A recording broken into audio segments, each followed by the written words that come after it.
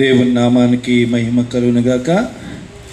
మరి కూడి వచ్చిన మీ అందరికి కూడా నా యొక్క హృదయపూర్వక వందనాలు తెలియజేస్తున్నాను. ఈ యొక్క ఉదయకాల సమయంలో 2025వ సంవత్సరం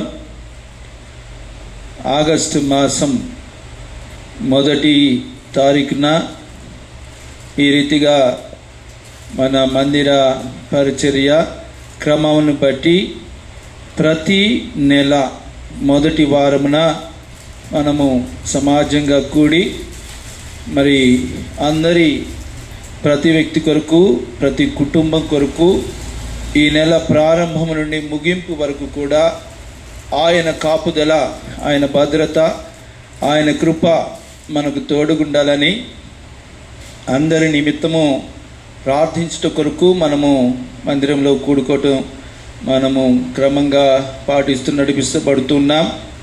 మరి ఇతరులు అయితే మరి ఆయా క్రైస్తవ సంఘాల వారు మరి మాసాంతర కూడిక అని మరి ఆయా డినామినేషన్ వాళ్ళు పెట్టుకుంటారు. మనది మాసాంతర కూడిక కాదు, మనది న్యూ మంత్ కూడిక, నెల ప్రారంభ కూడిక అని మనం గ్రహించాలి. సో గడిచిన నెలలో దేవుడు చేసిన కార్యాలు తలపోసుకుంటూ కృతజ్ఞతాస్తుతులు చెల్లిస్తూ నూతన మాస ప్రారంభంలో మనం పాల్గొనటం, అది దేవుడిచ్చిన కృపచేత మనం ఇలాగున్నామని మనం జ్ఞాపకం చేసుకుంటూ ఆయన కృతజ్ఞతాస్తుతులు చెల్లిస్తూ ప్రార్థనలు గడిపే గొప్ప సమయాన్ని దేవుడు మనకిచ్చాడు. మంచిది. ఈ సమయంలో దేవుని యొక్క ఇప్పటి వరకు మన పాటలు పాడి ప్రభునామాన్ని స్తుతించాం, కీర్తించాం, ఆయన కృపలను జ్ఞాపకం చేసుకున్నాం. ఆయన గతించిన సంవత్సరం, గతించిన మాసాలు 7 మాసాలుగా మనల్ని దేవుడు కాచి కాపాడాడు, కాపుదల భద్రతనిచ్చి 8వ మాసంలోకి మనల్ని ప్రవేశపెట్టిన దేవునికి స్తోత్రం చెల్లిద్దాం. స్తోత్రం, స్తోత్రం, స్తోత్రం, స్తోత్రం, స్తోత్రం, స్తోత్రం, స్తోత్రం. తండ్రి అయిన దేవునికి స్తోత్రం చెల్లిద్దాం. స్తోత్రం, స్తోత్రం, స్తోత్రం, స్తోత్రం, స్తోత్రం. కుమారుడైన దేవునికి స్తోత్రం చెల్లిద్దాం. స్తోత్రం, స్తోత్రం, స్తోత్రం, స్తోత్రం, స్తోత్రం. పరిశుద్ధాత్మ దేవునికి స్తోత్రం చెల్లిద్దాం. స్తోత్రం, స్తోత్రం, స్తోత్రం, స్తోత్రం, స్తోత్రం. ఆమేన్. మంచిది. పరిశుద్ధ గ్రంథంలో నుంచి నేటి ఈరోజు వర్తమానాన్ని యాక్చువల్గా మన ఉపవాస ప్రార్థన క్రమంలో బ్రదర్ వరప్రసాద్ బ్రదర్ చెప్పాలి, కానీ అతడు ఈరోజు ఇంటర్వ్యూ ఉందని అంకులు నేను ఇంటర్వ్యూకి వెళ్ళవలసి వస్తుందని చెప్పిన కారణం చేత ఈరోజు అది దేవుని నిర్ణయం ఇలాగున్న కారణం చేత, ఎందుకంటే ఈరోజు నెల మాస ప్రారంభం కనుక ప్రారంభం కూడికలో వర్తమానాన్ని మనం వినవలసిన వారంగా అన్నట్టుగా దేవుడే ఆయన రాకుండా చేసి నేనే చెప్పేటట్టుగా చేసినట్టుగా నాకు అనిపించింది. కనుక మనం ఈ వాక్యాన్ని మనం జ్ఞాపకం పెట్టుకుందాం. మరి దేవుని యొక్క అనాది కాల సంకల్ప ప్రణాళికలో దేవుడు ఆయా వ్యక్తులని అటు బయటికి వెళ్ళి చూడన్నా మనము పరిశుద్ధ గ్రంథ ప్రారంభం నుండి ముగింపు వరకు చూసినట్లయితే చాలామంది భక్తులు మరి పాత నిబంధన కాలంలో మనకు కనబడతారు. మరి పాత నిబంధన కాలంలో ఉన్న భక్తులు దేవుని వెంబడించిన వారందరినీ కూడా భక్తులు అంటారు. అయితే కొత్త నిబంధన కాలంలో ఉన్న భక్తులందరినేమో పరిశుద్ధులు అన్నారు.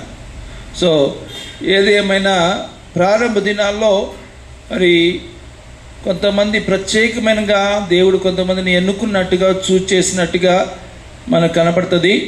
కనుక ఒక వ్యక్తిని, ఆ వ్యక్తికి కలిగిన ఆశీర్వాదం, అతను దేవుని యొక్క ఆశీర్వాదాన్ని ఎలా పొందుకున్నాడో, అతడు మరి భూమి మీద ఉన్న జనులందరిలోనూ ఆ మాటకు వస్తే ఒక ప్రత్యేకతను కలిగిన వ్యక్తిగా ఉన్నాడు. అతడు తను మాత్రమే కాకుండా తన కుటుంబం అంతా కూడా ఆశీర్వాద కారణంగా అతను నిలిచాడు. తన తర్వాతి ప్రజలందరికీ కూడా అతడు గొప్ప ఆశీర్వాదకరంగా ఉన్నాడు. ఆ వ్యక్తిని గురించినటువంటి ఆ వ్యక్తి యొక్క జీవితంలో నుండి అనేకమైన ఆధ్యాత్మికమైన సత్యాలు మనం నేర్చుకోవటానికి పరిశుద్ధాత్మ దేవుడు ఈ యొక్క పరిశుద్ధ గ్రంథంలో వ్రాయించిన సంగతులన్నిటిని మనము కొద్ది మాటలు మనం ధ్యానం చేద్దాం. ఆ మాటలను బట్టి మనం కూడా అట్టి కృపను పొందుకునే ఆ గొప్ప భాగ్యాన్ని దేవుడు మనకు కలుగు చేసేటట్టుగా ఆ వాక్యాన్ని విందాం. హెబ్రీల రాసిన పత్రిక 11వ అధ్యాయము 7వ వచనం చదువుదాం. చూడండి, హెబ్రీలు రాసిన పత్రిక 11వ అధ్యాయము 7వ వచనం. విశ్వాసమును బట్టి నోవాహు అది వరకు చూడని సంగతులను గూర్చి దేవుని చేత హెచ్చరించబడి భయభక్తులు గలవాడై తన ఇంటి వారి రక్షణ కొరకు ఒక ఓడను సిద్ధము చేసెను. లోకము మీద నేరస్థాపన చేసి విశ్వాసమును బట్టి కలుగు నీతికి వారసుడుగా మరి ఈ యొక్క నోవాహు అన్న ఆయన ఉన్నట్టుగా మరి హెబ్రీలు రాసిన గ్రంథకర్త అయిన అపోస్తలుడైన పౌలు భక్తుడు నోవాహుని గురించి మరి ప్రత్యేకంగా అక్కడ రాయించినట్టు చూస్తాం. ఈ నోవాహు మరి ఎలాంటి వాడంటే, ఒక్క మాటలో మరి ఆయన గురించి చాలా మాటలు ఉన్నాయి, కానీ మోషే భక్తుడిని ప్రేరేపించి పరిశుద్ధాత్మ దేవుడు నోవాహు జీవితంలోని అద్భుతమైన సంఘటనలను రాసించని మనం చూస్తాం. కానీ ఒక వాక్యము ఆయన గురించి రాయబడిన, ఎస్పెషల్లీ నోవాహు అన్న వ్యక్తి గురించి రాయబడిన ఒక వాక్యము నన్ను కదిలించింది. అతని మీద, అతని యొక్క వ్యక్తిత్వ జీవితం మీద దృష్టి సారించడానికి గల కారణం కూడా అదే వాక్యం. ఆ వాక్యం ఏంటో చదువుదాం. చూడండి, 6వ అధ్యాయం ఆది కాండములో 6వ అధ్యాయము 8వ వచనాన్ని చదువుదాం. అయితే నోవాహు యెహోవా దృష్టి యందు కృప పొందినవాడాయెను. ఆమేన్, హల్లెలూయా. ఇక్కడ ఏం చేయాలంటే, ఇంక చాలా రాసున్న ఈయన గురించి మాటలు, కానీ వాటన్నిటికంటే దేవుని దృష్టిలో ఈ నోవాహు అన్న ఆయన కృప పొందుకున్నాడంట. సో ఇక ఏం చేయలేడు, ఇంక ఎవ్వరు ఏం చేయలేరు ఆయన. అలాంటి విధంగా మోషే భక్తుడు స్పష్టంగా రాస్తున్నాడు. అతను ఈ పుస్తకం ఎప్పుడు రాశారంటే నోవాహు ఉన్న కాలంలో రాయబడింది కాదు. నోవాహు జీవితమునంతటిని కూడా పరిశుద్ధాత్మ దేవుడు మోషే భక్తునికి, అంత మాత్రమే కాకుండా నోవాహు తర్వాత వచ్చినటువంటి ప్రజలైన వారు, ఆ ప్రజల తర్వాత వచ్చిన అబ్రహాము అనే ఆయన, అబ్రహాము తర్వాత వచ్చిన ఇస్సాకు తర్వాత యాకోబు, ఆ యాకోబు సంతతి వారు అయిన యేసేపు తర్వాత వచ్చినటువంటి మోషే అన్న ఆయనకు వారి తరములో ఉన్న వారి యొక్క చరిత్రనంతా కూడా కొంతవరకు తెలుసుకున్నవాడై ఆ వాక్యాలను మరి సుమారుగా మరి కొన్ని సంవత్సరాల తరబడి ఆ తర్వాత పరిశుద్ధాత్మ దేవుడు మోషే భక్తుడికి ప్రేరేపించిన కారణం చేత ఆయన రాశాడు ఈ సంగతిలో. ఆయన పూర్తి చరిత్ర దేవుడు చెప్పాడు. ఆయన సంగతులన్నింటిలో గురించి మరి హెబ్రీలు రాసిన పత్రికలో ఉన్నాయి, హెస్కేలు గ్రంథంలో ఉన్నాయి. అలాగూ మరి ఇంకా ఆ గ్రంథాల్లో కూడా ఆయనను ప్రత్యేకమైన వ్యక్తిగా అతని గురించి రాయబడిన సంగతులు మనం వింటాం. అయితే నేను మీకు చెప్పాలనుకున్నది, పరిశుద్ధాత్మ దేవుడు నన్ను ప్రేమించిన వాక్యం ఏంటయ్యా అంటే, ఇగో మనం చదివిన ఈ 8వ వచనం, 6వ అధ్యాయంలో 8వ వచనం, ఈ 8వ వచనంలో రాయబడిన మాట మళ్ళొకసారి చూద్దాం.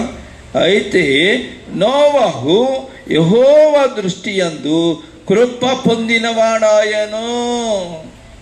ఇది ఎప్పుడు మనం గుర్తుపెట్టుకోవాలి. అంటే దీని అర్థం ఏంటంటే, మనము కూడా ఆయన దృష్టి యందు కృప పొందిన వాళ్ళముగా ఉందుముగాక. దీని అర్థం నేను చెప్తాను. ఈ మాట మనము కూడా వర్తించుకోవాలి.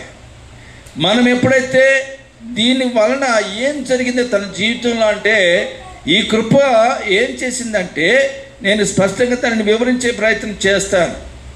దీని వలన మనము కూడా మన జీవితాలలో మన చుట్టూ అనేకమైన తుఫానులు రేగినను, అలలే వచ్చినను, సముద్రం పొంగినను, ఉప్పెనలాగా వచ్చినను, ఉప్పెనలోంచి తప్పించబడటానికి గొప్ప ఓడను దేవుడు తయారు చేసి ఆ ఓడలో ఈయనను ఆయన కుటుంబాన్ని అంతటిని కూడా దేవుడు రక్షించాడు.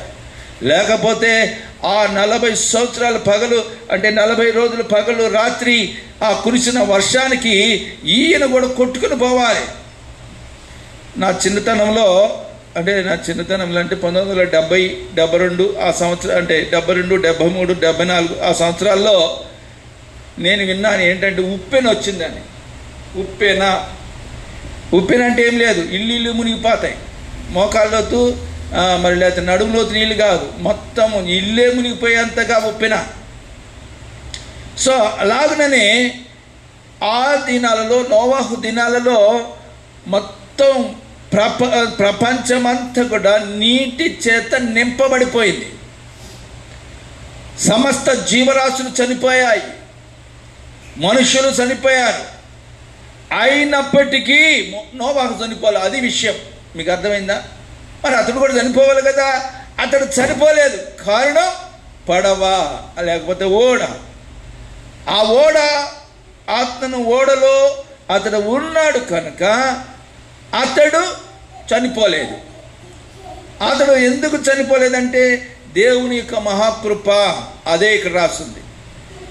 మన జీవితాల్లో కూడా మన చుట్టూన్న పరిస్థితులు, సమాజంలో రకరకాలుగా భిన్నమైన వ్యక్తులు, అనేక మంది, ఎక్కువ మంది ఆ యొక్క అసత్యాన్ని నమ్మి దాన్ని ప్రతిష్ఠ చేస్తూ లేకపోతే అసత్యాన్ని ప్రబలేటట్టు చేస్తున్నప్పటికీ మనము వారితో కూడా నశించకుండా ఉండాలంటే, మనం రక్షించబడాలి అంటే మనం మాత్రమే కాదు, మన పిల్లలు, మన కుటుంబం, మన భార్య, భర్త లేకపోతే పిల్లలతో పాటు కలిగిన వారందరూ కూడా రక్షించబడాలంటే ఇదిగో యెహోవా కృప నీకు కావాలి.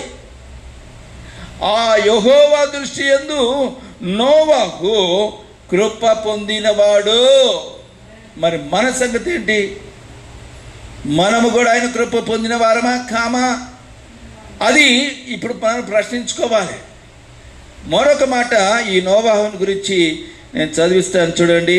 7వ అధ్యాయం 1వ వచనం కూడా చూడండి. 7వ అధ్యాయము 1వ వచనం. యెహోవా ఈ తరము వారిలో నీవే నా ఎదుట నీవును నీ ఇంటి వారును. ఆమేన్, హల్లెలూయా. చూడండి, ఇక్కడ 7వ అధ్యాయంలో ఈయన జీవితం ఆది కాండములో మరి 5వ అధ్యాయంలో ప్రారంభమవుతుంది. 6వ అధ్యాయం, 7వ అధ్యాయం, 9వ అధ్యాయం, 10వ అధ్యాయం దాకా మరి ఈ నోవాహుని గురించిన సంగతులు రాయబడ్డాయి. మోషే భక్తుడు స్పష్టంగా డీటెయిల్గా ఉన్నట్టు అన్నీ కూడా మరి మోషే భక్తుడు స్పష్టంగా వ్రాసాడు. ఆయన రాసిన మాటల్లో ఇది 2వ ప్రత్యేకమైన మాట ఏందా అంటే, ఈ తరములో, ఏ తరము? అబ్రహాముకు ముందున్న తరము, అబ్రహాముకి ముందున్న ఆ తరములో, హనోకు తర్వాతి తరములో. హనోకు దేవునితో నడిచిన వాడని మనం విన్నాం. ఆ భక్తుని తర్వాత అబ్రహాముకి మధ్యలో ఉన్న వ్యక్తి ఎవరయ్యా అంటే ఈ నోవాహే. అబ్రహాముకి మూల పితరుడు ఎవరయ్యా అంటే ఈ నోవాహే. నోవాహు సంతానంలో నుంచి వచ్చిన వాడే ఈ అబ్రహాం. సో అటువంటి ఆ దినాలలో ఈ తరము వారిలో నీవే నా ఎదుట నీతిమంతుడు అయి ఉన్నావు. అసలు ఒక వ్యక్తి నీతిమంతుడిగా ఉండాలంటే ఎంత కష్టమండి.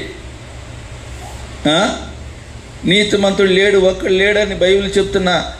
మరి ఆ క్రమంలో మరి ఇక్కడ నోవాహుని గురించి గ్రంథం, పరిశుద్ధ గ్రంథం బైబిల్, హోలీ బైబిల్ చెప్తున్న మాట ఏంటంటే, దేవుడు పలుకుతున్న మాట ఏంటంటే, యెహోవా దేవుడు చెప్తున్నాడు, ఈ తరమారిలో నీవే నా ఎదుట నీతిమంతుడు అయి ఉన్నావు. అసలు అంతకంటే సర్టిఫికేట్ ఇంకేముందంటే పెద్ద సర్టిఫికేట్. అయితే మనం అలాగున్నామా? మనము ఒకవేళ మన గురించి దేవుడు చెప్తే ఇలా చెప్పగలుగుతాడా? అర్థమవుతుందండి? అతడు ఎందుకు నీతిమంతుడయ్యాడంటే అతడు దేవుని కృప పొందుకున్నవాడు. యెహోవా దృష్టి యందు అతడు కృప పొందుకున్నవాడై ఉన్నాడు కనుక అతడు నీతిమంతుడిగా నిలవగలిగాడు. ఈ నీతిమంతుడిగా నిలవటం అనేది అంత సామాన్యమైన విషయం కాదండి. 10 మంది నీతిమంతులు ఉంటే వాళ్ళతో పాటు నీతిమంతుడు ఆటోమేటిక్గా బతుకుతాడు. కానీ 10 మంది అల్లరోళ్ళు లేకపోతే లోకంలో జీవించేవాళ్ళు, మరి లోకానుసారంగా సృష్టిని పూజించే ఆ ప్రజల మధ్య ఉంటూ అతడు నీతిమంతుడిగా జీవించడం చాలా కష్టం. ఇప్పుడు మీకు కొంచెం ఆయన బ్యాక్గ్రౌండ్ గురించి మనం చూద్దాం. చూడండి,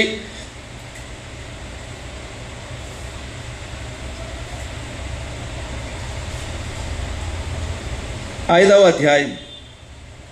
ఆయన బ్యాక్గ్రౌండ్ కొన్ని మాటలు మీకు చదివిస్తాను. 30వ వచనం చూడండి. 5వ అధ్యాయం 30వ వచనం. లేమెకు నోవాహును కనిన తర్వాత 795 ఏండ్లు బ్రతికి కుమారులను కుమార్తెలు కనెను. లేమెకు దినములన్నయు 775 ఏళ్ళు అతడు మృతి పొందెను. నోవాహు 500 ఏండ్లు గలవాడై షేమును, హామును, యాపేతును కనెను. అది ప్రారంభం మనం చూస్తున్నాం. ఈ నోవాహు అన్నాయన మరి 500 ఏండ్లకి 3 పిల్లలైన సంతానము కలిగి ఉన్నాడని ఇక్కడ రాయబడితే అప్పుడున్న పరిస్థితులు, లోకములో అనగా ప్రపంచవ్యాప్తంగా ఉన్న పరిస్థితులన్నీ చూస్తే కనుక అక్కడ ఎలా ఉన్నాయి అంటే, ఇప్పుడు 6వ అధ్యాయం 1వ వచనం చూడండి. నరులు భూమి మీద, అంటే భూమి అనగా ప్రపంచం అని గ్రహించుకోండి, ప్రపంచంలో విస్తరింప నారంభించినప్పుడు పుట్టినప్పుడు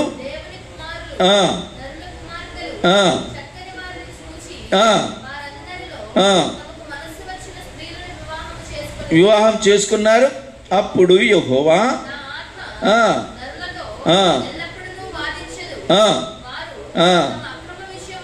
తమ అక్రమ విషయములలో నరమాత్రులై ఉన్నారు.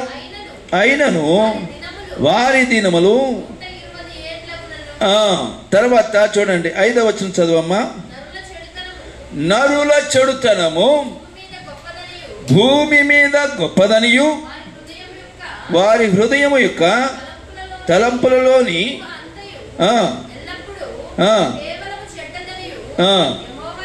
చూసినారు. ఇక్కడ ఏమి ఎంత చక్కగా రాయబడుతున్న మాట చూడండి. నరుల హృదయము ఎల్లప్పుడు కేవలము చెడ్డదనియు వారి హృదయములో తలంపులన్నీ ఊహంత ఎల్లప్పుడు కేవలం చెడ్డదని యెహోవా చూచి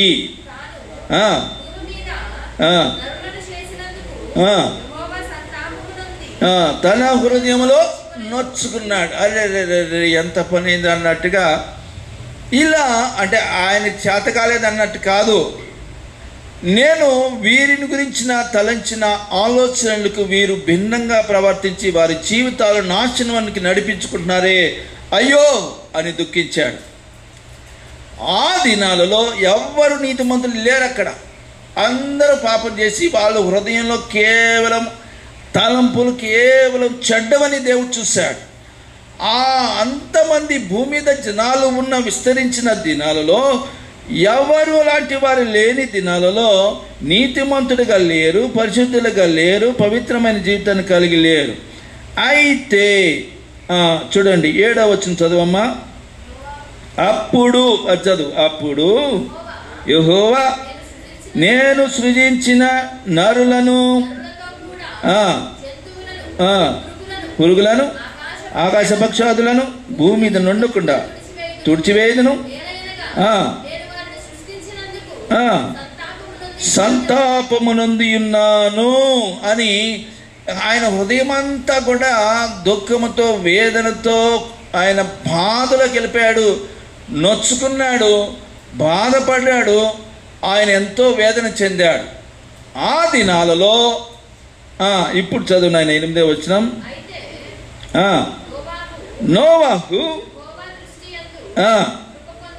అది విషయం. అసలు ఆ భూమి మీద ఒక్కడు అంటూ మంచివాడెవరు లేని దినాలలో, అంత పాపంలో ఉన్న మనుషులందరూ పాపంలో మునిగి తేలుతున్న దినాలలో నోవాహు ఒక్కడే తన కుటుంబంతో చక్కగా మంచి మర్యాద గౌరవము కలిగి భక్తి కలిగిన వాడుగా ఉన్నట్టుగా మనం చూస్తున్నాం. అయితే యెహోవా దృష్టి యందు నోవాహు కృప పొందినవాడాయెను. ఆమేన్, హల్లెలూయా.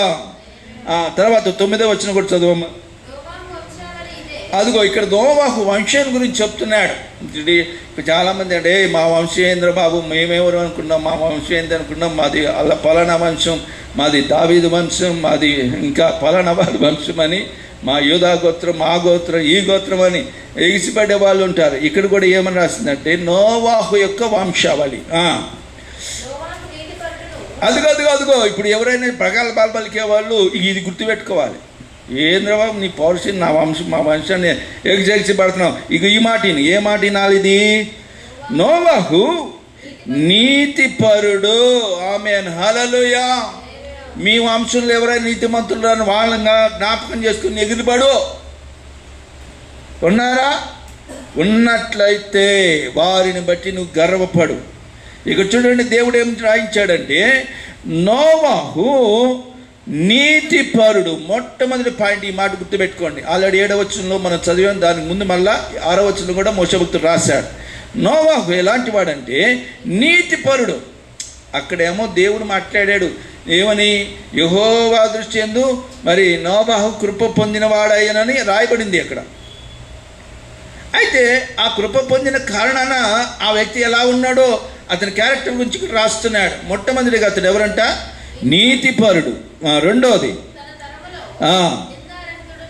చూసినారా? తన తరములో ఆ ఒక్కడే అనగా నోవాహు ఒక్కడే ఎలాంటి వాడంట?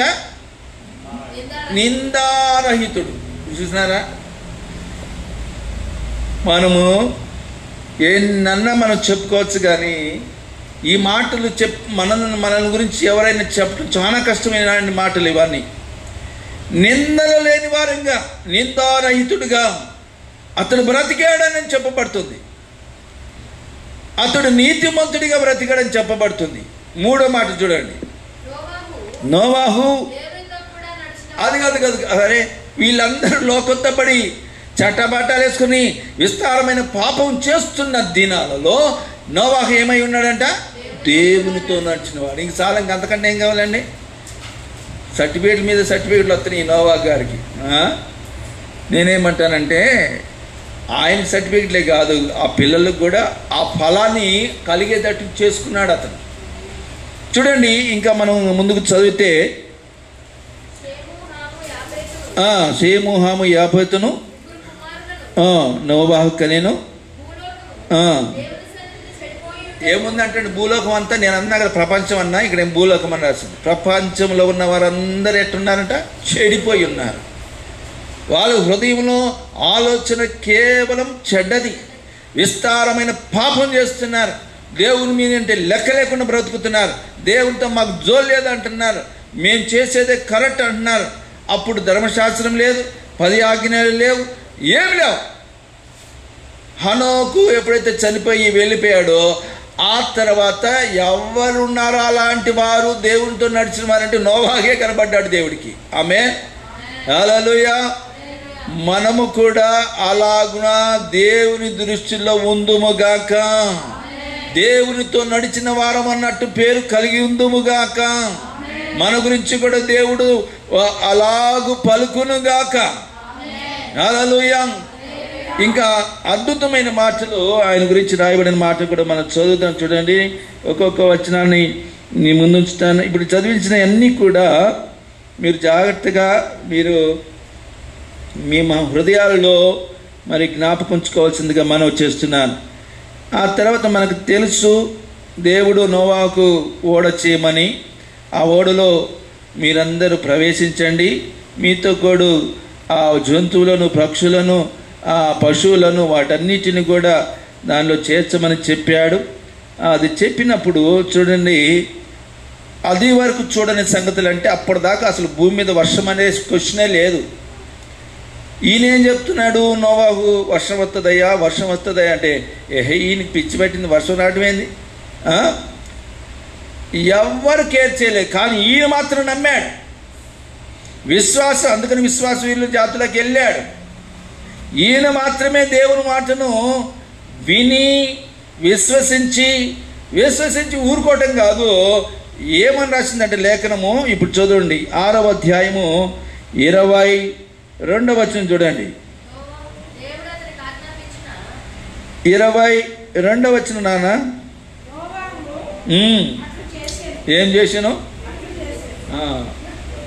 ఈ కొంతమంది జోకులేసే పాస్టర్లు ఉంటారు చూడండి, వాళ్ళకి ఇది బాగా అలవాటు. ఏమంటే స్త్రీలు, ఇళ్లలో ఉన్న స్త్రీలు అంటున్నారంట, ఏమండి కొంచెం మీరు కూర చేయండి, ఏదైనా అది చేయండి ఇది చేయండి అంటే మీ మగాళ్ళు మేము చేయమని అందరూ ప్రగాల్భాలు పలుకుతుంటే నువ్వు వాక్యం చదవలేవని అయ్యగారు చెప్పిన మాటని ఏమంటారు, ఇక చూడు నువ్వు వాక్యం చేశాడు నువ్వు కూడా అట్లు చేయి అంటే ఆంధ్ర భాషలో అట్లే అంటారు, ఇక్కడ అట్లని ఎవరు అంటారు, ఇక్కడ దోశ అంటారు. ఆంధ్రాలో ఎవరు దోశ అంటారు అసలు, అట్లే అటుపోయి ఏమంటారు అనుకో. ఇక్కడ కూడా అదే రాసింది, ఏం రాసిందా, అట్టు చేశాను అనగానే ఏమంటారంటే ఇదిగో నోవాహు అట్లు చేసి నీకేమైంది, అంత నీతిమంతుడు చేశాడయ్యా నీకేమైంది నువ్వు అంటే అన్నట్టుగా ఎక్కిరించి ఏలం చేసేవాళ్ళు చాలామంది ఉన్నారు, ఆట పట్టించేవాళ్ళు. ఇక్కడ అట్లు చేశానంటే అర్థం ఏంటంటే అలాగున చేశాను అని. అలాగునంటే అర్థం ఏంటంటే దేవుడైన యెహోవా ఆయనకి ఏమైతే ఆజ్ఞాపించాడో ఆజ్ఞాపించిన దాని అంతటి ప్రకారం చేశాడు. అస్సలు అవిశ్వాసంగా ఇది ఎందుకు ప్రభువా అని అడగలేదు. ఆయన ఎట్లా చెప్పాడు అట్లా చేసుకుంటూ పోయాడు అంతే. దేవుడు చెప్పాడు నేను చేస్తున్నాను, మిగతా నాకు తెలియదు అన్నట్టుగా. కింద వచ్చిన తర్వాత కూడా చూడండి, దేవుడు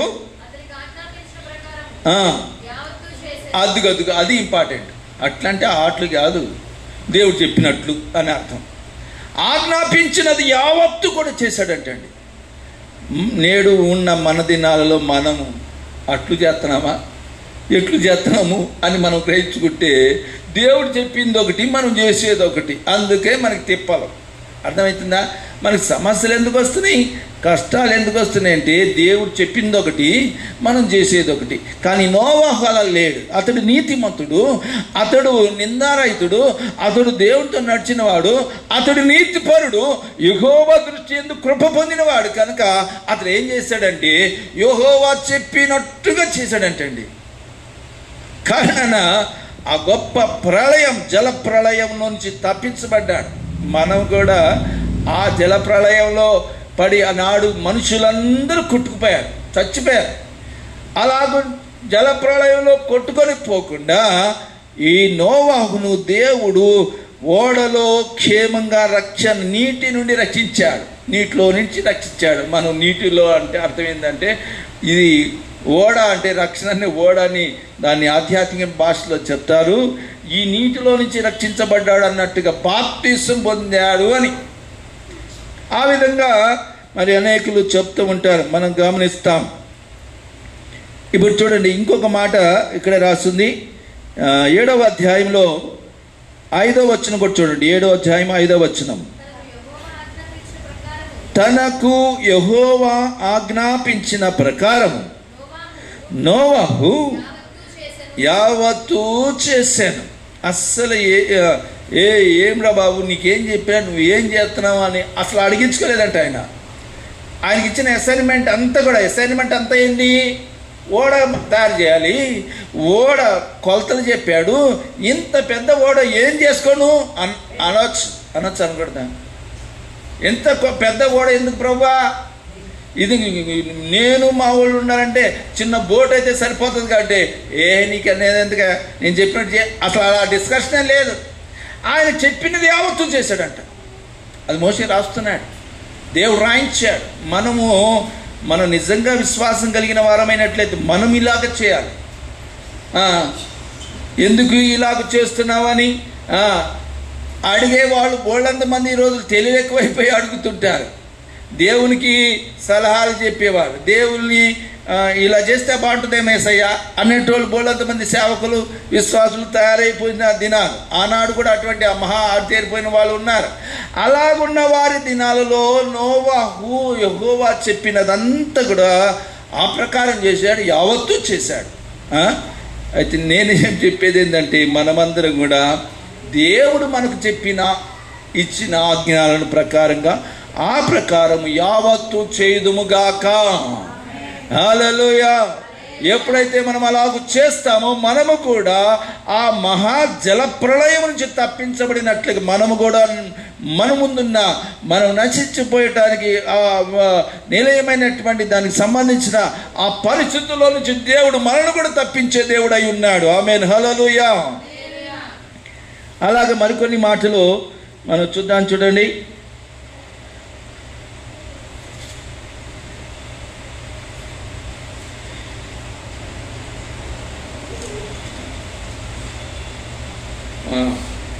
ఎనిమిదవ అధ్యాయంలో ఒక వాక్యం చదువుకుందాం. అక్కడ ఏం రాసిందో 20వ వచనం చూడండి. 8వ అధ్యాయము. నోవాహు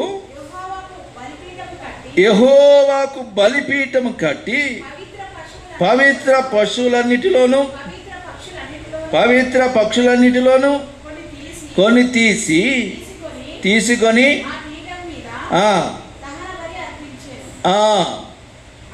అప్పుడు నాగ్రహించి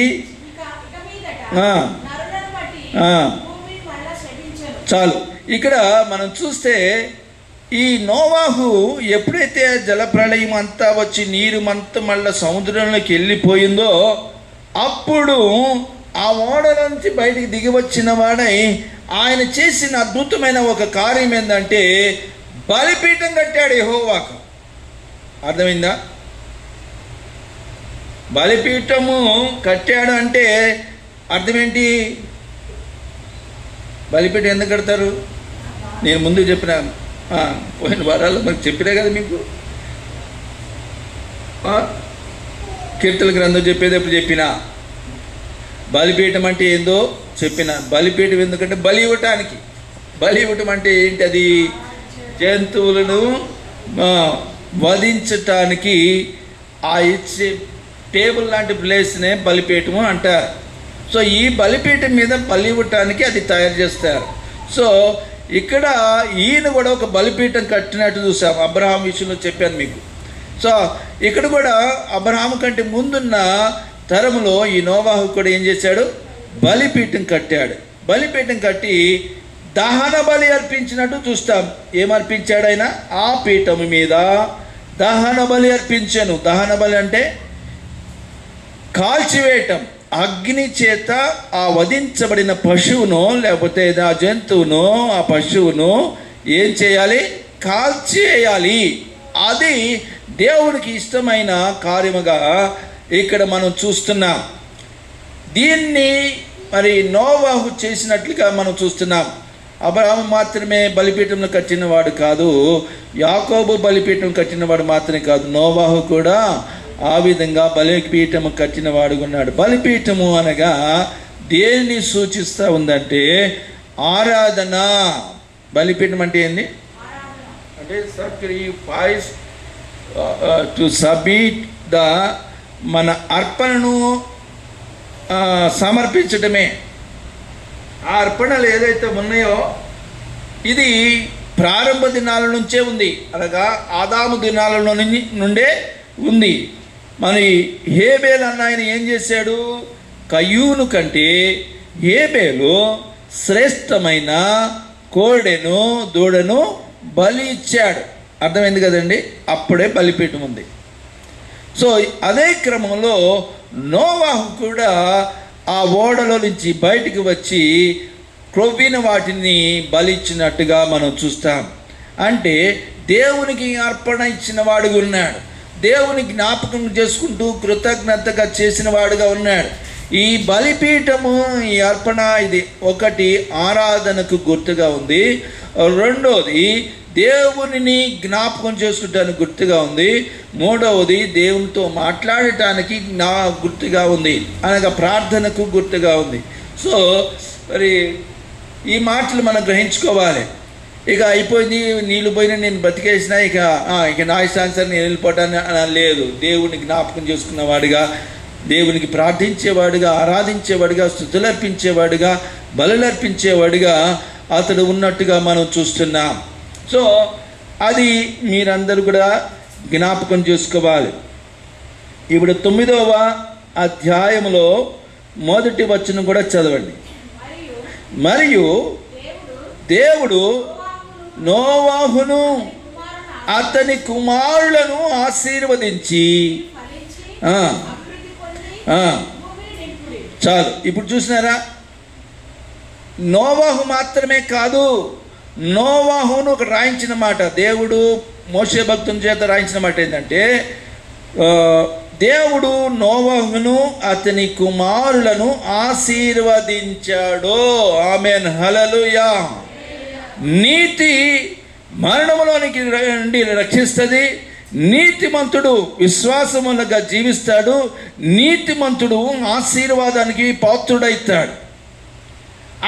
అతడు మాత్రమే కాదు, తన కుటుంబం, పిల్లలు, తన కుమారులు, 3 కుమారులు, హాము, షేము, యాపేతు, వారి భార్యలు కలిపి వారు 6, వారు మరి నోవాహు భార్య, వారిద్దరు 8 మంది కూడా రక్షించబడ్డారు. రక్షించబడటం మాత్రమే కదా, ఆశీర్వదించబడ్డారు.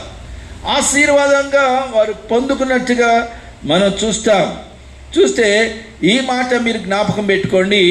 దేవుడు మనల్ని మాత్రమే కాదు, మన పిల్లలను కూడా ఆశీర్వదించే దేవుడై ఉన్నాడు. మనలను బట్టి మన పిల్లలను ఆశీర్వదించే దేవుడై ఉన్నాడు. ఈ కృప, ఆ మొదట మనం చదువుకున్న ఆ కృప పిల్లలను కూడా అది వర్తించేటట్టుగా దేవుడు చేశాడు. ఆమేన్, హల్లెలూయా. ఈ మాటను మీరు జ్ఞాపకం చేసుకోవాల్సిందిగా మనం చేస్తున్నాను. అలాగనే 11వ వచనం కూడా చూడండి, 9:11.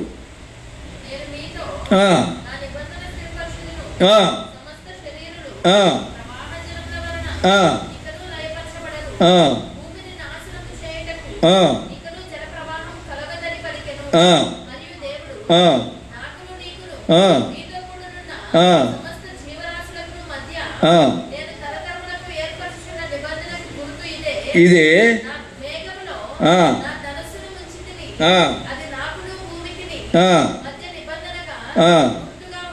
చాలు. ఇక్కడ మనం చూస్తే నిబంధనను స్థిరపరుస్తున్నాడు.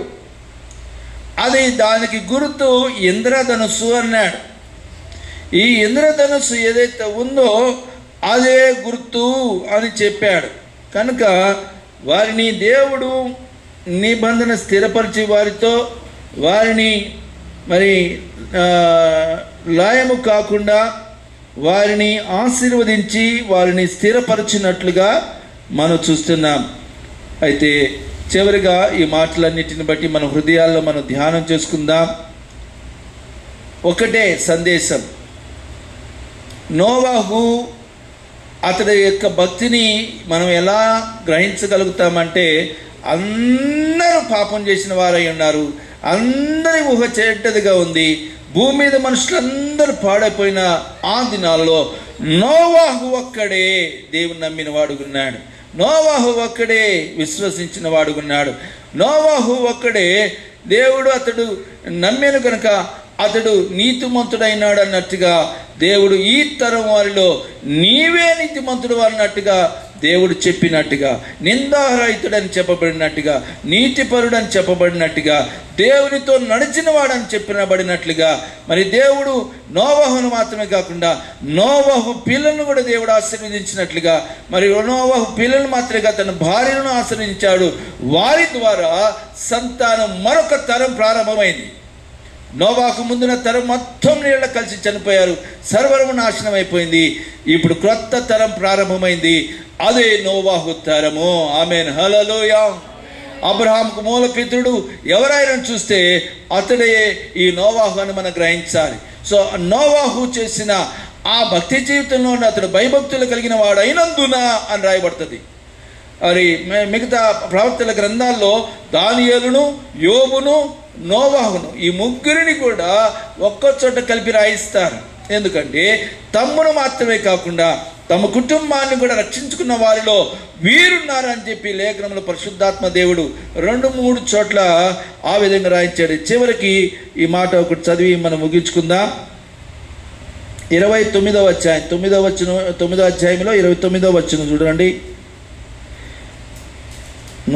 అదే 9వ అధ్యాయం, ఆదికాండం 9వ అధ్యాయము. నోవాహు బ్రతికిన దినములన్నీయు అది 950 సంవత్సరాలు జీవించాడు. సుదీర్ఘమైన మరి జీవితం, దగ్గర 50 తక్కువ 1000 సంవత్సరాలు బ్రతికాడు. చూసినారా? ఆ విధంగా దేవుడు నోవాహుని, తన కుటుంబాన్ని, వారిలో నుంచే ఇప్పుడున్న సంతానం అంతా, ఈ 3 కుమారుల్లో నుంచే సంతానం అంతా అభివృద్ధి చెందింది. హాము, షేము, ఆ మాట కూడా ఉంటుంది చూడండి. 10వ అధ్యాయం మొదటి వచనం చదువమ్మా. నోవాహు కుమారుడగు షేము, హాము, యాపోతును వంశావళి. ఇక్కడి నుంచి మరి వారి కుమారుల యొక్క వంశము మళ్ళా అభివృద్ధి చెందడం జరుగుతుంది. వారి కుమారుల్లో నుంచి వచ్చిన వాడే అబ్రహాము అని మనం గ్రహించాలి. తెరాహు అని, ఆ తెరాహులోంచి వచ్చిన వాడే అబ్రహాము అని మనం జ్ఞాపకం చేసుకుంటాం. కనుక ఈ యొక్క మధ్యాహ్న కాల సమయంలో మనము గమనించుకోవాల్సిన మాటలు ఏంటంటే, మనము కూడా నేటి తరంలో ఉన్న ఈ ప్రజల మధ్యలో నివసిస్తున్న మనము అనేకులైన ఈ భారతదేశంలో మరి అనేక మంది దేవుని సర్వ సృష్టికర్త అయిన దేవుని నమ్మక, విశ్వసించక, మనల్ని హేళనగా చేసి, మనల్ని నిందించి, మనల్ని దూషించున్న కాలంలో మన విశ్వాసాన్ని పోగొట్టుకోకుండా మరి ఆ నోవాహుని జ్ఞాపకం చేసుకుంటూ ఆత్తరం వల్ల నీవే నీతిమంతుడుగా ఉన్నావన్నట్టుగా మనముంటున్న ఈ ప్రజానికమైన ప్రజల మధ్యలో ఆయన ఎదుట మనం నీతిమంతులుగాను, నిందారహితులము గాను, అలాగే దేవునితో నడిచిన వారం గాను, యెహోవా దృష్టిలో కృప పొందిన వాళ్ళుగా మనము ముందుముగాక. హల్లెలూయా. కృప వెంబడి కృప పొందుకుందుముగాక. ఆయన కృప నిరంతరము మనకు తోడుగా ఉండునుగాక. ఈ మధ్యాహ్న కాల సమయంలో ఈ నెల మొత్తం అనగా ఆగస్టు మాసం 1వ తారీఖు నుంచి 31వ తారీఖు వరకు ఆయన కృప మనకు నిత్యము తోడుగా ఉండునుగాక. నోవాహును వలె నీతిపరుడుగా ఉండునుగాక. నోవాహు వలె నిందారహితుడిగా మనం ఉందుముగాక. నోవాహు వలె దేవునితో నడిచిన వారమని పేరు పొందుకుందుముగాక. హల్లెలూయా. నోవాహును మాత్రమే కాకుండా అతని పిల్లలు కూడా దేవుడు ఆశీర్వదించాడని రాయబడింది. వారిలో నుంచే తెరాహు వచ్చాడు, ఆ తెరాహులో నుంచే అబ్రహాము వచ్చాడు. అటువంటి గొప్ప సంతానమును మరి దేవుడు ఆ నోవాహు ద్వారా కలిగించాడు. అటు కృప మనకు కూడా నోవాహుకు కలిగిన దేవుని యొక్క మహాకృప విశ్వాసుల లిస్టుల జాబితాలో చేరినప్పుడు అతడు నీతికి వారసుడని రాయబడింది. ఎవరి గురించి ఆ మాట రాయబడలేదు, కానీ అతడు నీతికే వారసుడు. నీతిమంతుడు లేడు, ఒక్కడు లేడన్న దినాలలో నీతికి వారసుడిగా, మరి దేవునికి వారసుడిగా అన్నట్టుగా నీతికి వారసుడిగా ఆ నోవాహు నిలిచి ఉన్నాడు. ఆ విషయాన్ని మనం ధ్యానించాం. అట్టి కృప దేవుడు మనందరికీ, మన పిల్లలకును ఈ నెల మొత్తం తోడై ఉండి నడిపించునుగాక. హల్లెలూయా. దేవుడి మాట దీవించునుగాక. ఆమేన్. ప్రార్థన చేసుకుందాం. ఒక పాట పాడమ్మా. ఏం పడబడతా